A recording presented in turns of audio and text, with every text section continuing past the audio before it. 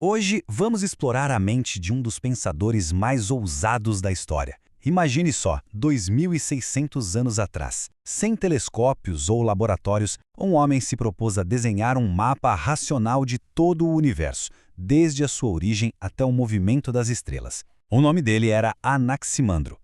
Numa época em que mitos explicavam o mundo, Anaximandro buscou uma causa fundamental, um princípio único para toda a existência. Ele não se contentou em perguntar o quê, ele foi além, perguntando como e por quê. Essa foi uma das primeiras e mais grandiosas tentativas da humanidade de entender seu lugar no cosmos usando apenas a pura razão. Mas, para a gente entender as ideias revolucionárias dele, primeiro a gente precisa conhecer o homem e a sua época, né? Anaximandro não era só um sonhador, não. Ele era um homem de ação, um produto de um dos centros intelectuais mais efervescentes do mundo antigo. Então, ele nasceu em Mileto, lá por volta de 610 a.C. Era uma cidade grega bem próspera, na costa do que hoje é a Turquia. E detalhe, Anaximandro foi discípulo do famoso Tales, considerado o primeiro filósofo. Ele fazia parte da chamada Escola Jônica, um grupo de pensadores que queria encontrar explicações naturais para o mundo. A principal obra dele, um livro chamado Sobre a Natureza, infelizmente se perdeu. Mas, por sorte, os fragmentos que sobraram e o que outros autores escreveram sobre ele nos permitem reconstruir o seu pensamento, que era monumental. E o Anaximandro era um gênio bem prático. A criação de um dos primeiros mapas do mundo conhecido, por exemplo, é atribuída a ele, uma ferramenta assim crucial para os navegadores de Mileto. Ele também levou para a Grécia o gnomon, que era uma espécie de relógio de sol. E não para por aí. Ele se atreveu a calcular o tamanho e a distância das estrelas. Por tudo isso, ele é considerado o verdadeiro iniciador da astronomia grega. Mas, além de todas essas conquistas práticas, tinha uma pergunta fundamental que o consumia. A mesma pergunta que movia toda a sua geração de filósofos. De onde tudo veio? Qual é a substância, o princípio primordial que deu origem a tudo que a gente vê e tudo que a gente é?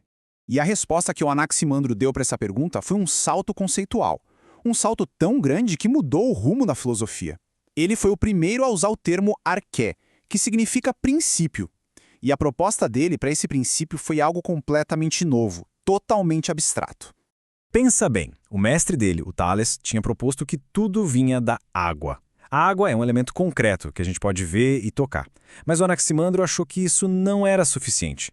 Ele se perguntou, como é que a água pode gerar o oposto dela, o fogo? Então ele raciocinou que o princípio de tudo não podia ser um dos elementos que a gente conhece. Tinha que ser alguma coisa anterior e superior a todos eles. Ele deu o nome para esse princípio Aperon. Essa palavra significa o ilimitado, o infinito, o indeterminado. Não era água, não era fogo, nem terra. Era uma substância primordial, eterna, sem limites, da qual tudo que existe vem e para a qual tudo um dia retorna. Uma ideia incrivelmente abstrata para aquela época. Ok, então como é que o nosso mundo surge a partir do Hyperon? Anaximandro descreve um processo cósmico, grandioso. Tudo começa quando os opostos fundamentais, como o quente e o frio, se separam dessa unidade primordial. E é essa separação que cria o mundo que a gente conhece, um palco para uma batalha constante entre os contrários. O dia luta contra a noite, o seco contra o úmido, mas o que impede que isso vire um caos total? Anaximandro propõe uma força reguladora, o tempo.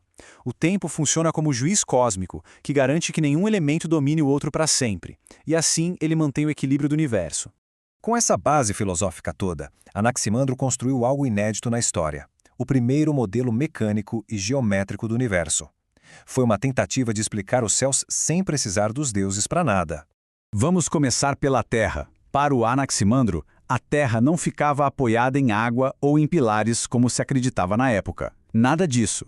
Para ele, era um cilindro, suspenso bem no centro do cosmos. E o que a mantinha ali? O fato de estar a uma distância igual de todas as outras coisas.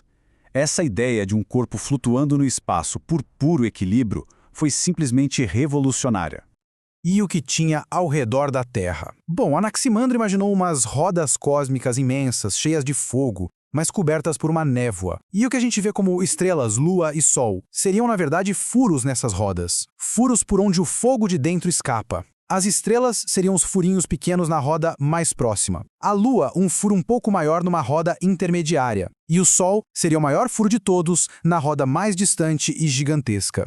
O ponto mais importante aqui é que, nesse modelo, o Sol e a Lua deixam de ser deuses. Eles viram fenômenos naturais. O movimento dos astros era explicado pelo simples giro dessas rodas. E os eclipses e as fases da Lua? Aconteciam quando esses furos eram bloqueados, de forma parcial ou total. Era uma explicação puramente mecânica, totalmente racional para os mistérios do céu. É claro que o modelo cosmológico dele estava factualmente incorreto, mas a forma de pensar do Anaximandro e algumas das conclusões dele ecoam de um jeito surpreendente em teorias científicas que só foram desenvolvidas milênios depois. Aquela ideia dele, da Terra suspensa no espaço por um equilíbrio de forças sem precisar de nenhum suporte físico, isso é uma espécie de precursora conceitual da nossa ideia de gravidade, a força que de fato mantém os planetas em suas órbitas. A visão dele foi ainda mais longe, chegando até na origem da vida. Anaximandro sugeriu que os primeiros seres vivos nasceram na umidade, com a ação do Sol, e que só depois eles migraram para a terra firme. É impossível não notar a semelhança com a teoria da evolução, que hoje postula exatamente isso, a origem da vida nos oceanos. E talvez a conexão mais profunda de todas seja esta: a ideia dele de que o cosmos nasce quando os opostos se separam de uma unidade primordial, o Hyperon. Isso tem um paralelo fascinante com a física quântica. O Hyperon era um estado de puro potencial, certo? Bom, a teoria moderna sugere que pares de partículas e antipartículas opostas podem surgir do vácuo espontaneamente. Uma separação de opostos que pode ter dado origem a toda a matéria do universo depois do Big Bang. Pense nisso. Usando apenas a observação e a força da razão, Anaximandro chegou a conclusões que a ciência levaria milênios para confirmar por outros caminhos. Ele nos deu o Apiron, um cosmos mecânico, e as primeiras sementes do que viria a ser a teoria da evolução. Um verdadeiro arquiteto do cosmos, cujo pensamento visionário permanece como um testemunho do poder ilimitado da curiosidade humana.